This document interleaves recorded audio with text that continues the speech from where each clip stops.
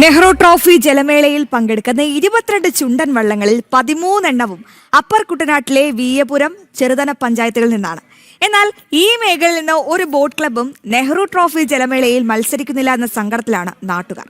തുഴക്കാരേക്കാൾ വലിയ വീറും വാശിയുമാണ് ഇവിടുത്തെ കരക്കാർക്ക്. ആലപ്പുഴയിൽ നിന്നും സുധീഷ് ഗോപാൽ തയ്യാറാക്കിയ റിപ്പോർട്ട്. 22 ചുണ്ടൻ വള്ളങ്ങൾ പങ്കെടുക്കുന്ന നെഹ്റു ട്രോഫി ജലമേളയിൽ ഈ ചുണ്ടൻ വള്ളങ്ങളിൽ 10-ലധികം ചുണ്ടൻ വള്ളങ്ങളും വരുന്നത് വീയപുരം ചെറുതന പഞ്ചായത്തുകളിൽ നിന്നാണ്. ഇതൊരു അപ്പർ കുട്ടനാടൻ മേഖലയാണ്. എന്നാൽ ഒറ്റ ബോട്ട് ക്ലബ്ബുകളും ഇവിടെ സജീവമായി ഇല്ല എന്നത് തന്നെയാണ് ഇവിടുത്തെ കരക്കാരിൽ നിരാശയുണ്ടാക്കുന്നത്. എന്നാൽ പുന്നമടയിൽ ജലമേള നടക്കുമ്പോൾ ഏറ്റവും കൂടുതൽ വീറും വാശിയും തർക്കങ്ങളും എല്ലാം ഉണ്ടാകുന്നത് ഈ വീയപുരം ചെറുതന പഞ്ചായത്തുകളിലെ കരകളിലാണ് എന്നതാണ് ഏറ്റവും എടുത്തു പറയേണ്ട കാര്യം. എന്നാൽ ഇവിടുത്തെ ഈ ജലോത്സവത്തിൻ്റെ ഭാഗമായുള്ള അതിന് മുന്നോടിയായുള്ള ട്രയലുകളൊന്നും തന്നെ ഈ ഭാഗത്ത് പുഴയും ഒക്കെ ഉണ്ടെങ്കിലും പമ്പ അച്ചൻകോവിൽ ആറുകളൊക്കെ ഒഴുകുന്നുണ്ടെങ്കിലും അവിടെ ഒരു ട്രയലും നടക്കുന്നില്ല. ഇപ്പോൾ തന്നെ ഒഴിഞ്ഞ വള്ളപ്പരയാണ് ഇവിടെയും കാണാൻ കഴിയുന്നത്. ഇത്തരം മറ്റ് ഈ ക്ലബ്ബുകളുടെ കേന്ദ്രങ്ങളിലാണ് ഇപ്പോൾ ഈ വള്ളങ്ങളെല്ലാം നെഹ്റു ട്രോഫിക്ക് വേണ്ടിയുള്ള ഒരുക്കങ്ങൾ നടത്തുന്നത്. ഈ വീയപുരം ചെറുതന പഞ്ചായത്തുകളിലെ എല്ലാ വള്ളപ്പരകളും ഒഴിഞ്ഞു കിടക്കുന്ന ഒരു സാഹചര്യം നിലനിൽക്കുന്നു. ഇപ്പോൾ ഈ കരക്കാരോടൊക്കെ തന്നെ നമുക്ക് ചോദിക്കാം, ഏറ്റവും കൂടുതൽ ചുണ്ടൻ വള്ളങ്ങൾ നമ്മുടെ ഈ മേഖലയിൽ നിന്നാണ് നെഹ്റു ട്രോഫിയിലേക്ക് വരുന്നത്. ഇപ്പോൾ 6 ഹീറ്റ്സിൽ 5 ഹീറ്റ്സിൽ ഈ ഭാഗത്തു നിന്നുള്ള ചുണ്ടൻ വള്ളങ്ങളുണ്ട് എന്നതാണ് എടുത്തു പറയുന്നത്. പല ഹീറ്റ്സിലും ഒന്നിൽ കൂടുതൽ ചുണ്ടൻ വള്ളങ്ങളുണ്ട്. എന്നാൽ ഇവിടെ ഒരു ക്ലബ്ബുകൾ ശക്തമായിട്ടില്ല എന്നത് ഒരു നിരാശ ഉണ്ടാക്കുന്നതല്ലേ? അതെ, നമ്മളെ സംബന്ധിച്ചിടത്തോളം ഈ നെഹ്റു ട്രോഫി ആലപ്പുഴയാണെങ്കിലും ഈ പ്രദേശങ്ങളിലാണ് ഇതിൻ്റെ ആരവങ്ങളും ആവേശങ്ങളും ബെറ്റുകളും ഒക്കെ നടക്കുന്നത്. ഇപ്പോൾ ഈ നമ്മളെ സംബന്ധിച്ച് പറയുകയാണെങ്കിൽ 2 പഞ്ചായത്തിൽ 13 വള്ളമുണ്ട്.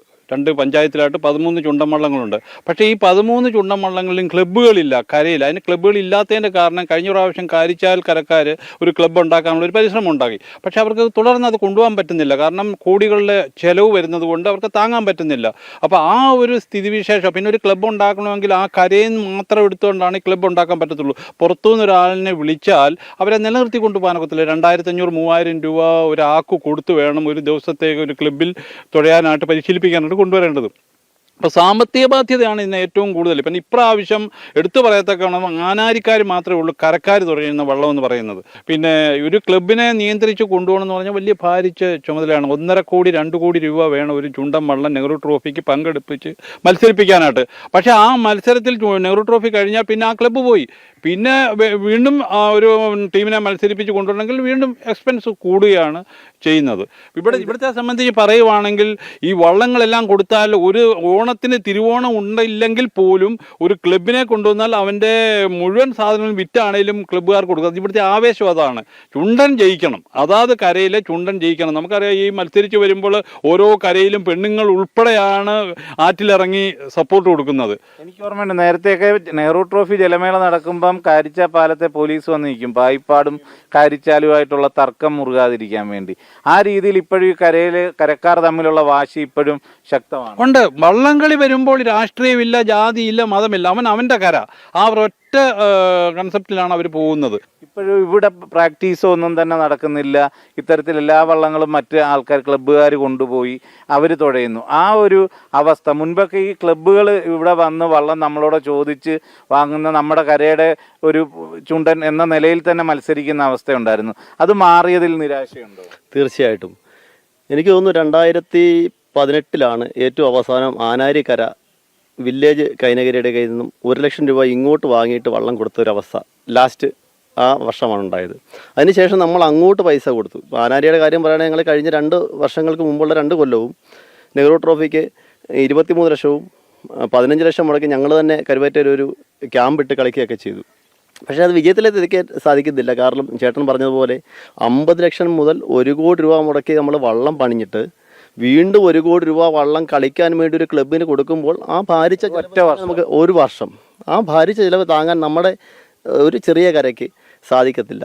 കർഷക തൊഴിലാളികളുടെയും സാധാരണ ജനങ്ങളും ജീവിക്കുന്ന ഒരു പ്രദേശത്ത് പിന്നെ വള്ളംകളിയോടൊരു താല്പര്യം ഇപ്പോൾ ഉണ്ടായി. CBL വന്നതോടുകൂടി കുറച്ച് തുഴച്ചിൽക്കാർക്ക് ഒരു സാമ്പത്തികമായിട്ടൊരു ബെനിഫിറ്റ് ഉണ്ടാകുന്നുണ്ട്, ആരോഗ്യപരമായ ഗുണങ്ങൾ ഉണ്ടാകുന്നുണ്ട്. കാസർഗോഡ് മുതൽ എനിക്ക് തോന്നുന്നു തിരുവനന്തപുരം വരെയുള്ള തുഴച്ചിക്കാർ പല ക്ലബ്ബുകളിലായിട്ട് കളിക്കുന്നുണ്ട്. അപ്പോൾ ഇതൊക്കെ വള്ളംകളിയുടെ ഒരു ഭാഗത്തിന് ഗുണം ചെയ്യുന്നുണ്ടെങ്കിൽ പോലും മറുഭാഗം കരക്കാരെ സംബന്ധിച്ച് നിരാശയുടെ അവസ്ഥയാണ്. ഇപ്പം പുന്നമടയിലാണ് മത്സരം നടക്കുന്നതെങ്കിലും ആ സമയത്ത് ഇവിടുത്തെ വീടുകളിലെയും ഇവിടുത്തെ വീട്ടമ്മമാരടക്കമുള്ളവരുടെ ഒരു സാഹചര്യം എന്തായിരിക്കും? സാഹചര്യം നേരത്തെ ഉണ്ടായിരുന്നു, ശക്തമായ ആവേശമായിരുന്നു. പക്ഷേ ഇപ്പോൾ എന്തുകൊണ്ടോ ഈ ക്ലബിലെ കളി പോയപ്പം നാട്ടിൽ കളിയില്ലാത്തൊരു സാഹചര്യം ഉണ്ടായി. ഇപ്പോഴത്തെ കുട്ടികൾക്ക് പോലും ഈ വള്ളംകളിയോട് ഇപ്പോൾ ഒരു ആത്മാർത്ഥമായ ഒരു വികാരമില്ല. തലമുറ അതിൽ നിന്ന് അത് മാറാൻ ഉള്ള അടിസ്ഥാന കാരണം ഈ ക്ലബിലേക്ക് കളി പോയി എന്നുള്ളതാണ്. നാട്ടുകാർക്ക് യാതൊരു പങ്കാളിത്തവും ഇല്ല. നമ്മൾ ഈ പൈസ കൊടുക്കുന്ന ഒരു വെറും എന്താ പറയുക, ആ ഒരു കാഴ്ചക്കാരായി മാറുന്ന ഒരു സാഹചര്യമാണ് ഇപ്പോൾ ഉള്ളത്.